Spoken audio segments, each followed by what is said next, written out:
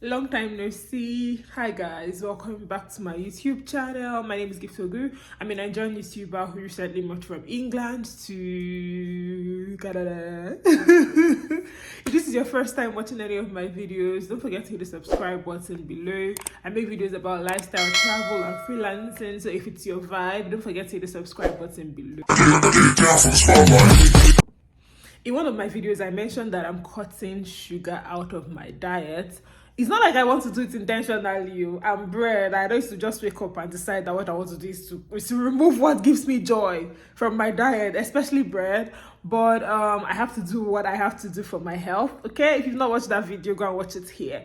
In today's video, we're just going to chat. I've spent more than 100 days in Canada, so I have a lot of updates for you guys. We're just going to be talking about random stuff that I have experienced since I moved here, and just a life update, just to know where I am at the moment. So let's go with my cup of water. Since we're not drinking sugar anymore, I don't used to deceive myself to drink coffee. It's hot chocolate, and the hot chocolate contains a lot of sugar, which is what we call tea in Nigeria. It contains a lot of sugar. So cup of water.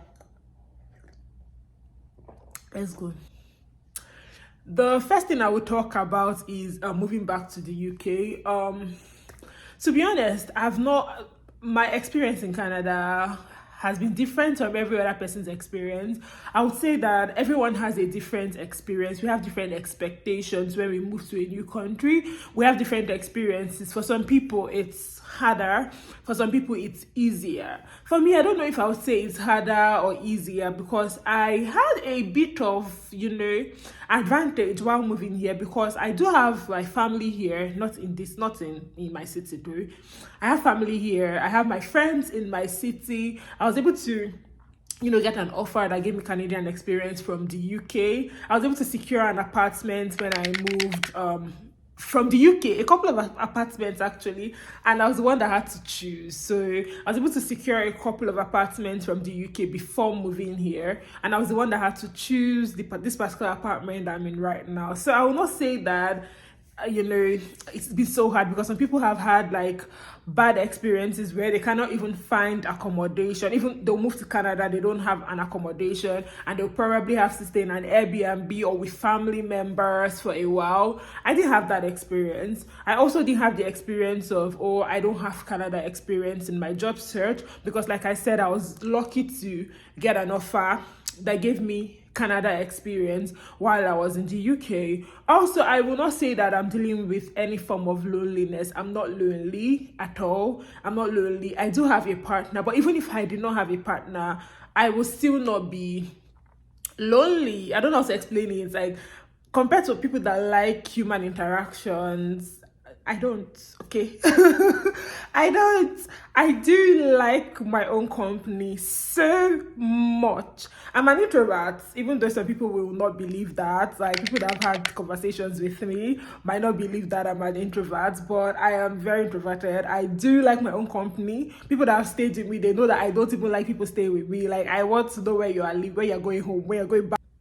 So I do have friends here. I have friends here. I have a partner here. So we go out very often, and I like going out too, looking nice, wearing something nice. Going out is enjoyable, but at the same time, I like staying on my own. So I will not say that loneliness here is a problem for me. I'm not lonely here. But even if I do not have like a partner or my friends here, I don't think I will still be lonely, like, because I like to stay on my own. I don't know if it makes sense though.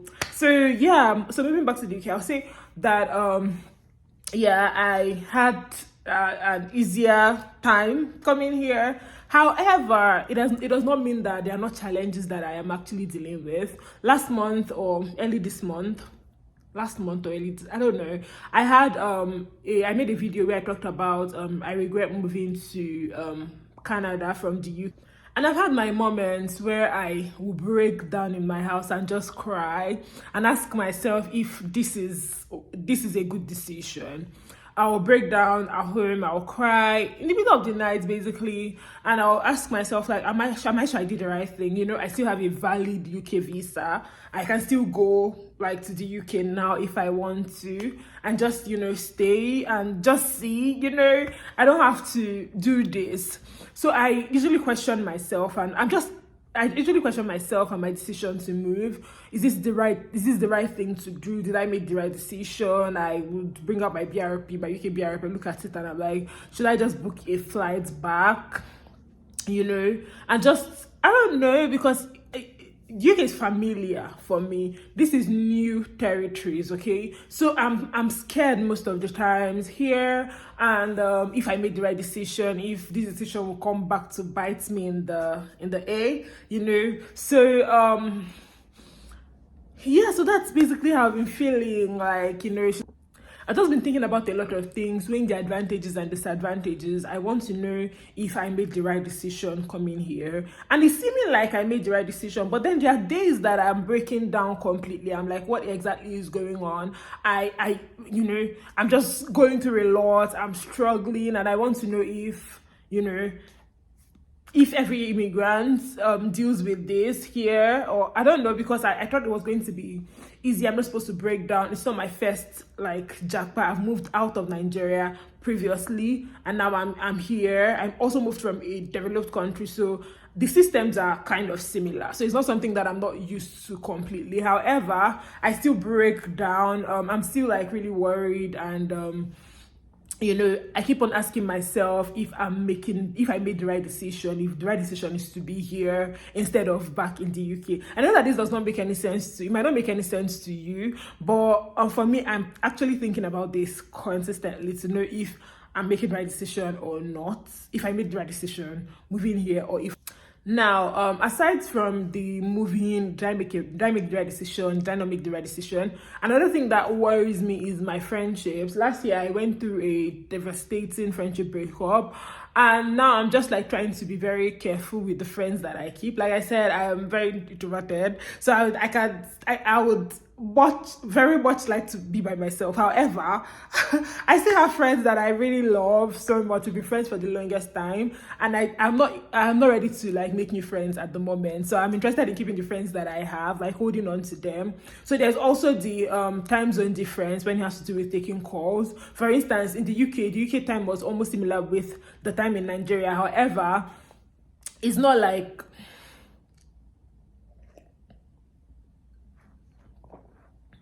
However, it's not the same thing here. Here we are like 7 hours away from Nigeria. I don't know if the clock would change and it will be 8 hours. I have family somewhere in Canada, and we're also like, I think they are 1 hour ahead of us. I have friends in another province in Canada. They are 2 hours away from us. So I do have friends in different parts of the world. So the time zone, when it was in the UK and my friends were in Nigeria, or they were also in the UK with me, it was easier because like the time difference is not so much. It's at least 1 hour ahead. But here it's so bad. Like most times when they call me, it's in the middle of the night. When I call them, it's in the middle of the night. When both of us are free, or both of us are, when it's not like when it's not time for work in my city, and they're also not working, we are busy doing other things. So to find time to talk to the friends that I have is... My friendships are just suffering. That's the word, okay? They are suffering because of the time zone difference. My mom has been able to hack the calling thing. She knows when exactly to call. Like, one thing about my mom is that we will talk every blessed day. We would always have a conversation every day. My mom would talk to me we must talk every day. I don't know how she does it, but sometimes 2 times in a day, I'm telling you, sometimes 2 times in a day, she would call me at night when it's like their morning in Nigeria, and then she'll call me within the day, maybe during lunch or in the evening. She just finds a way to make it work. Do you understand? So for my mom, she has hacked that. However, like with other people, it's, you know, it's not been easy to navigate friendships, especially in adulthood, and especially when a lot of people are not in the same country. I don't think we talk about how hard relocation is with your friends and family. Different families, in my family now, like people are in different parts of the world. Even in my friend group, I have friends in the US, I have friends in Finland, I have friends in the UK, my friends are everywhere. So before, we did not used to be like everywhere like this. However, with the Jackpot wave now, we're everywhere, and maintaining a friendship like that is not even the easiest. Getting new friends in adulthood is not the if you don't find friends in your early 20s, you also get friends now. It's not the easiest thing at all, to be honest. However, it's just like finding a way to make it work. And if friendship does not work out, don't kill yourself, okay? Just move on honorably, learn your lessons, and like when you have to make friends again, you put in more effort. But the whole time zone thing is like affecting my friendships. I don't know if that makes sense to you guys. So yeah, that's another thing, because it was easier in the UK. Now it's my friends in Canada are happy that I'm here, because we now almost have the same time zone. And my family here are actually happy that I'm here, but my friends, it's affecting my friendships. That's another thing that has happened to me since moving here, since spending over 100 days in Canada, is my anxiety. I was recently diagnosed with anxiety. I mean, I already knew that I have anxiety. I already knew that I had anxiety. But to hear it from a doctor, to tell me to mind myself, like you're young, respect yourself. This way that you're going is not the right way, yeah. To hear it from a doctor is not the easiest thing, because I know that I have anxiety, but why you saying it like that? The way you're saying it is making me scared, sort of. However, since I came here, I've been anxious about a lot of things, because I'm new here. I'm just scared of everything. I'm scared of winter. Today it was snowing here early in the morning shower. It was snowing here, and I'm so scared. I feel prepared for the winter, but not prepared enough. I when you watch videos online, you're seeing people preparing, they're doing this, they're buying this, they're buying that, and you just feel that you've not done a lot of preparation. I will not say I'm scared of the cold, because one thing about me is that if there are people there, especially Nigerians there, and they're doing it, I have one head. I don't have two heads. Those people, they don't have two heads. It's giving Nigerian parents when they ask you, how many hairs does the person that took first have? And you'll be like, oh, they have one head. How many heads do you have? So why did you take first? So that's my own mentality, not in academia though, in life. So if somebody has done it, they'll say, okay, Russia is the coldest country in the world. Are there people living in Russia? Are there Nigerians in Russia? Are they okay there? So Finland is so cold. Are there Nigerians in Finland? There are. Are they still there? They still live there. So I can live there. So that's how I think, But now that I'm here in one of the coldest countries in the world, and winter is coming. It's October now. So winter is coming. The temperature is dropping. It's getting to -1, minus.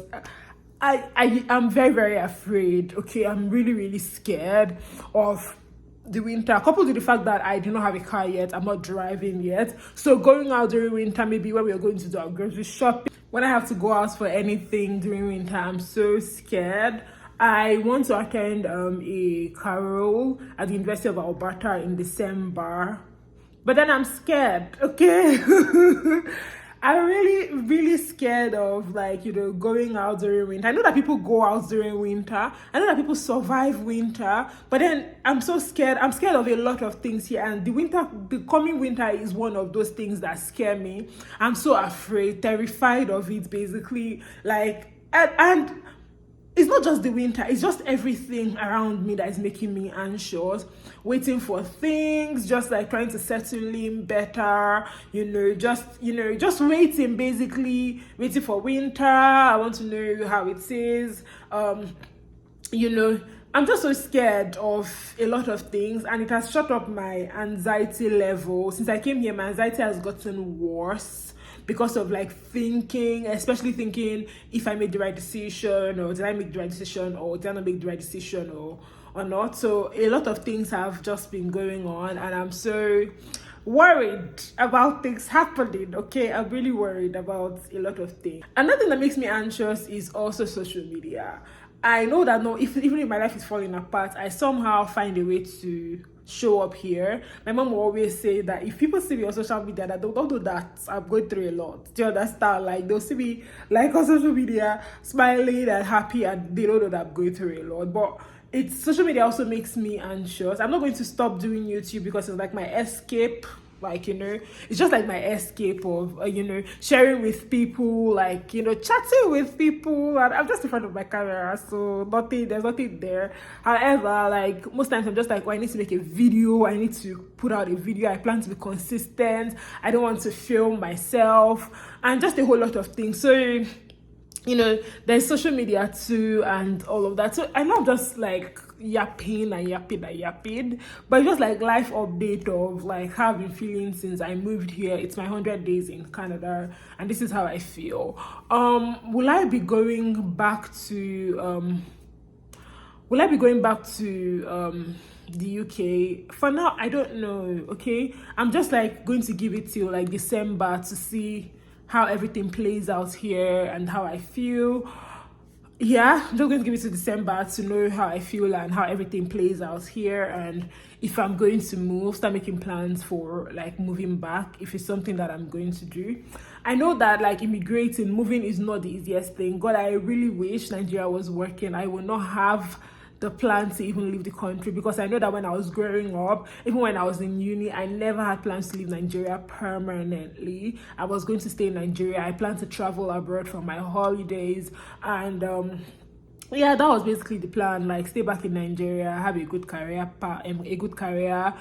travel abroad for holidays, maybe have my children abroad or something. But living somewhere permanently where I'm just my friends and family, they're just like scattered everywhere, was honestly not one of the plans that I had for myself as an adult. But now, like we're faced with the reality of everything that is going on, things are getting harder in Nigeria. I hear from my family and friends in Nigeria all the time, and I know how hard it is. I also was in Nigeria in January, and I know how hard things were when I moved, and I know that things are harder. I heard that one egg is 215 naira. That means only people that have money will be eating egg now. So if the country was better, we will not be moving from one place to another, from pillar to post.